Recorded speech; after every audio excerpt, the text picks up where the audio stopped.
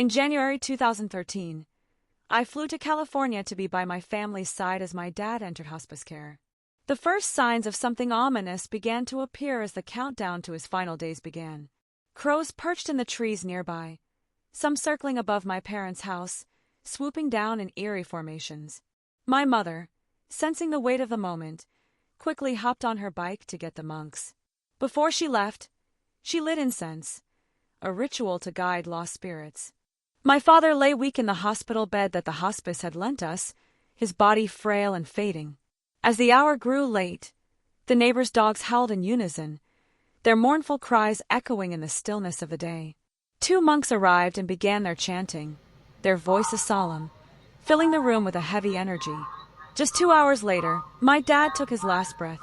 The undertaker arrived, placing my father's body into a black bag, zipping it up and driving away. In the wake of this sorrow, our families and friends gathered to honor him. We lit candles and burned incense in front of his picture, a gesture to guide his spirit and remind him of the finality of his passing. This ritual would continue for 7 days, during which the candles must never flicker out. That night I couldn't sleep.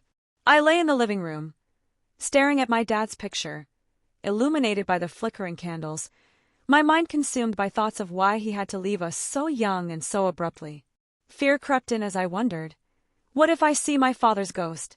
I had never experienced anything like that before, and the thought of falling asleep terrified me. Suddenly, a chill swished across my face and ear, as if a cold breeze had swept through the room. It felt like a spell had come over me, and before I knew it, I drifted off to sleep. When morning came, I shared my experience eagerly with my mom. We talked it over, and she believed it was my father who gently put me to sleep to spare me from getting too tired during such a hard time. Part of me wanted to dismiss this, but I couldn't help but wonder, where could that cold breeze have come from with all the windows shut against the cold January air in Southern California?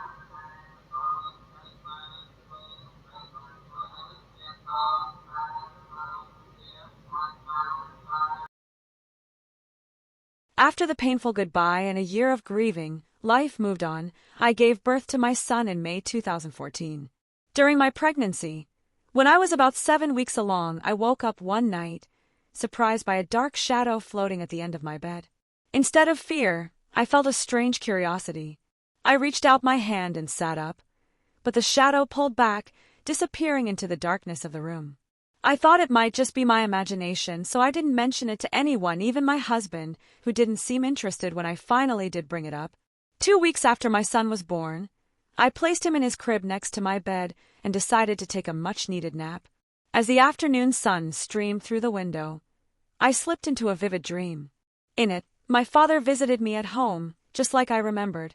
He stood at the bottom of the stairs, leaving his shoes on the step. As he floated up to my room, I saw that his feet were swollen.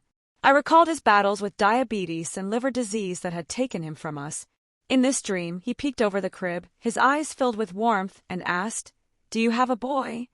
I replied with a soft yes and embraced him with a hug. Just as quickly, he began to fade away, leaving me feeling comforted and warm from his presence.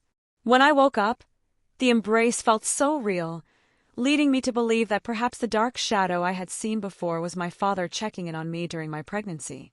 I hoped that his spirit had moved on to a place of peace. I miss him every day, wishing he could see how well we are doing.